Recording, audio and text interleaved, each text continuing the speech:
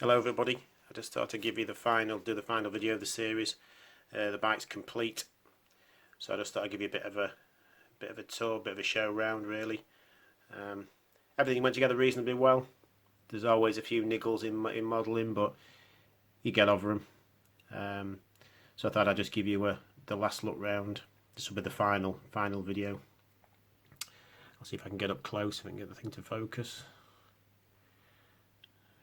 People don't always get close up.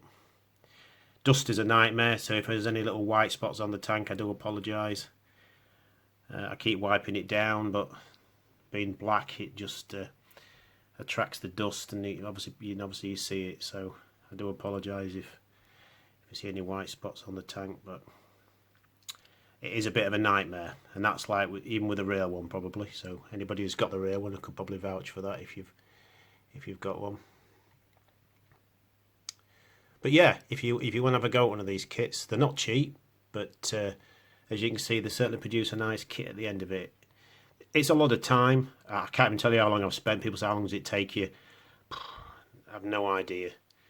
Overall, it's probably 8 months, but it's not like 8 hours a day for 8 months. It's bits and pieces here and there. So, you know, to do an hourly rate is nigh and impossible. I've never really been able to. People have always asked how long it's taken, but I just say it's finished when it's finished. But as a guess, I would say probably 8 months of build time, but it's really difficult. But really, there's nothing really, as in I can say about the kit really. They are not a beginner's kit, like I've said before. You do need to have done a few kits to do these kits. What I will say is you're going to need a good stand to put on because it's extremely heavy. These bikes, and obviously they're all white metal. This is probably more white metal than anything else I've ever built, and it is quite heavy. I am slightly concerned about the stand because on the Brough the stand bent. It's been on this stand for probably a couple of days, and it's looking relatively straight. The Brough one started to bend, and it slowly was going to fall over if I hadn't caught it. So I have to stand it on a piece of plastic. This one seems a little bit more robust, a little bit thicker on the white metal, and I'm hoping it's going to be a little bit more rigid, so it's going to stand up a little bit better to the task. As for what I've used, as you've seen in the videos, what I've used, most of the chrome is chrome foil, which I use. The paint is obviously Zero paints from Hiro in the UK. I think they do ship internationally, so if you want to get them, it's 2 packed in diamond clear. And I have not 2-packed the foil. I've left the foil basically just as is. I have polished it with Ultrasol on certain places, but that's it. So you will find maybe that it will slightly tarnish down a little bit, and I think it looks better as it gets a little bit older. Sometimes as it weathers in a little bit, it does look sometimes a little bit better in the end. I did change the screws. I don't know whether you can see them. I didn't use the screws in the crankcases. I don't know whether you can actually see the proper screw heads that I've used. I've used some screw rivets. They come from a company called Adler's Nest. They're no longer available, so if you're trying to find them, good luck. I've been trying to get some more and I haven't been able to do, unless they're starting production again.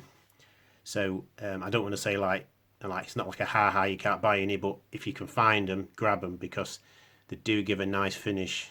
They do make a difference to the white metal ones that you get in the kit. I haven't used any of the ones in the kit. I've added my own. Being chrome, they just pop a little bit more off the crankcases. I've changed the crankcases, as I said before. I've glossed the crankcases. A lot of the pictures I've seen online have just been a matte crankcase, or they've just been like a semi-gloss. I thought I'd do something different. I have seen one or two of the pristine bikes that's had gloss crankcase, and I quite liked it. So I basically glossed the crankcases and just left the fins satin. So it just gives it a little bit of contrast.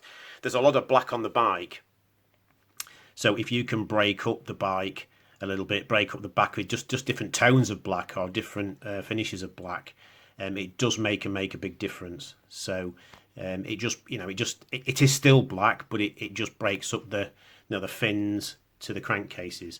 The fins in theory will get a lot hotter than the crankcase, so I guess that's the reason why they've glossed the crankcase, because it won't affect it. But the 2-pack lacquer is just absolutely fantastic, and it gives her quite a hard coating as well. It gives her quite a robust finish, and you can polish it. I polished it with some polishing compound for cars, for 2-pack, for a metallic based compound, and so you flat it back. I flatted it back with 2,500 grit wet and dry to get any. You always get little bits of dust particles in it when you're lacquering. So I flatted it back, and then basically just polished it out with the polishing compound. I'll find out. Just give me a second. I'll tell you what it is I'm using. I use that one, which is Miguel's Scratch 2.0. It's not cheap. It's about 15 quid. Now, if you're polishing your car, that's quite expensive. Polishing models, that'll probably last me the rest of my life. So it is expensive, as in buying it, but for modelling, it's obviously going to last you for ages. So that's what I use, and it gets the scratches out, and it gives you an absolutely fantastic finish. As you can see, it's sort of a mirror-like finish. It's very difficult on black because, as I say, it's not the easiest to obviously to keep it clean. You get you'll see all your finger marks in it, so it's a bit of a nightmare. But that's about it, really. So if you've got any questions, leave in the comments below. I don't know what the next build will be or how long it's going to be. There's nothing Model Factory Hero that's sort of taking my fancy at the minute. This was one of the builds that I really, really wanted to build. It's been one on the list of doing. I just like the Vincent Black Shadow, as in the bike itself. I'm not really an old bike enthusiast. Like I've said before, I'm more of a modern bike. If they did something like a Rossi replica, it would be definitely on the list. Yeah, I'm more of a sort of a race bike thing. I know they are doing some race bikes, and I think the latest one is a Ducati that they're doing, but it doesn't sort of rock my boat really. They do another British bike. I think it's called a British Anzani. It don't really rock my boat either. This was probably more on the list than that, and they're not cheap, so I don't really want to sort of build something that I'm not really interested in. You've got to have the enthusiasm for sort of building it. Although I'm not into British bikes, I do like the way these kits go together. The complexity of the kit is amazing, and they do really put a lot of work into the parts. Yeah, they're not easy to put together, like I said before, but as you can see from the results, they do give you a nice bike at the end of it. So at that, I'll leave it at that, and hopefully I'll catch you in the next video with something new. Catch you later.